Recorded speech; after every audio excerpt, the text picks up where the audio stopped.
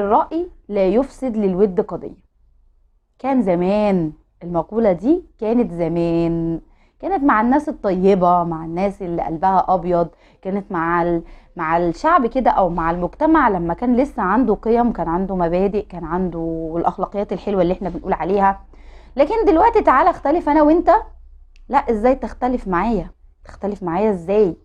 ليه؟ انت مين؟ واطلع على السوشيال ميديا يعني اشرشح واشرشح عيلته واطلعهم عيله مسخره وعيله وفيهم وفيهم وفيهم وفيهم.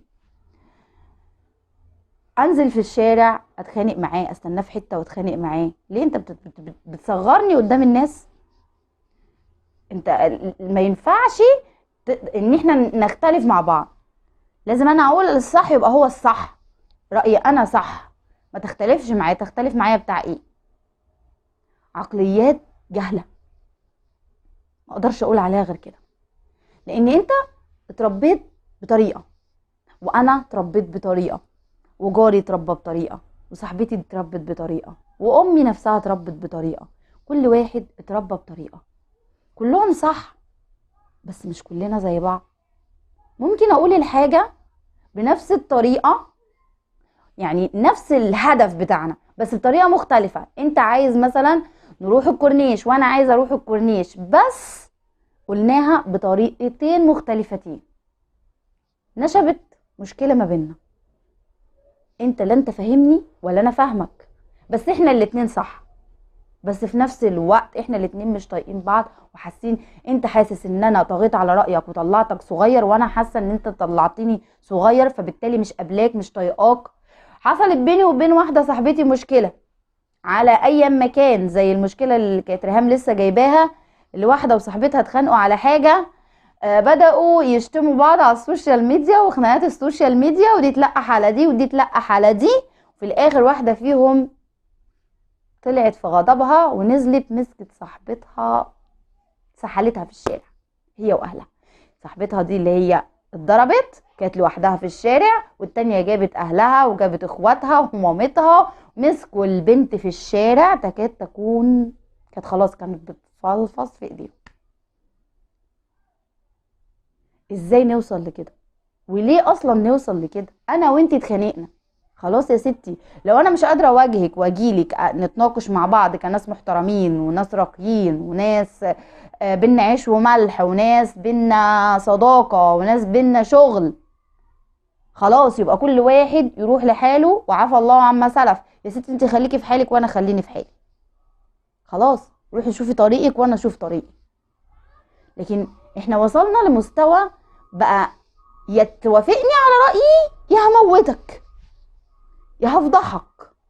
لو انا قايله لك سر او انت قايل لي سر، خلاص طالما عمل معايا موقف او زعل مني او زعلت مني يبقى لازم افضحها، لازم افرج عليها الناس، لازم اعرفهم دي مين. لو انا رحت في مكان وحسيت ان الناس بيتكلموا عن اللي انا اختلفت معاه ده كويس، ابقى قاعد باكل في نفسي،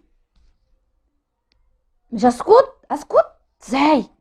لازم افضح عينه كده، اقول ده كان بيعمل وكان بيعمل اسرار كانت بيني وبين الشخص ده او صاحبتي دي او جارتي دي او ايا ما كان الشخص اللي انا اختلفت معاه.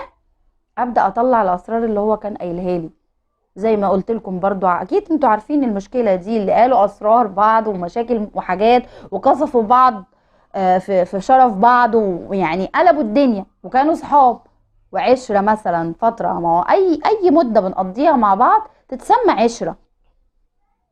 اكلنا مع بعض، اي اكل بناكله مع بعض وبنقعد على طبليه واحده او على ترابيزه واحده او على صينيه واحده، يبقى ده ايه؟ عشره وعيش وملح.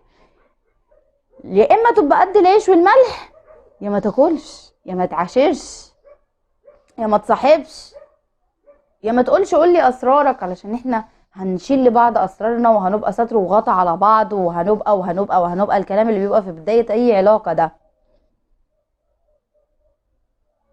فدلوقتي الاختلاف في الرأي بيفسد للود قضية. ده دلوقتي انت لو اختلفت معايا انا ممكن من كتر غيظي اقتلك.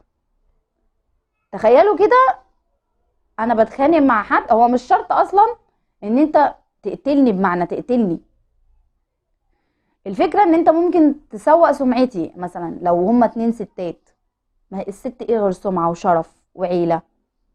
لما انت تسوقي سمعة صاحبتك او سمعة جارتك او عشان احنا بس اختلفنا وكان في بينا مشكلة، هي هتعيش ازاي؟ انت زي ما تكوني كده يعني آه، قتلتيها وهي ماشية على وش الارض. يا ريت نرتقي، نبقى ناس راقية. احنا اختلفنا، ابسط البسيط ان احنا ننعزل عن بعض، انت في حالك وانا في حالي. زمان كانوا برضو بيقولوا صباح الخير يا جاري، انت في حالك وانا في حالي. هي امثله شعبيه، في ناس كتير بتقول لك ايه الامثله، بس كانت حقيقه. انا اختلفت معاك، خليك في حالك وانا في حالي.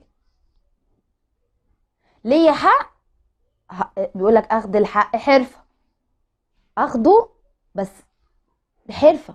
لو ما قدرتش اخده على الارض ربنا هيجيبهولي.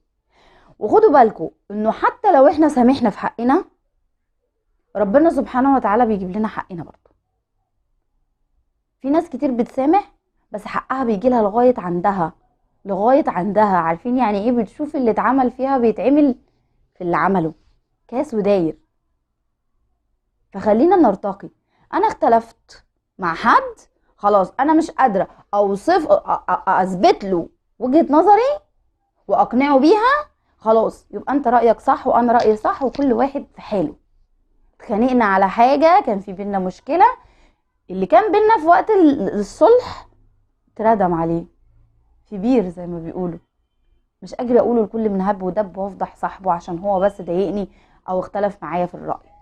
يا ريت يا ريت نرتقي زي ما قلت.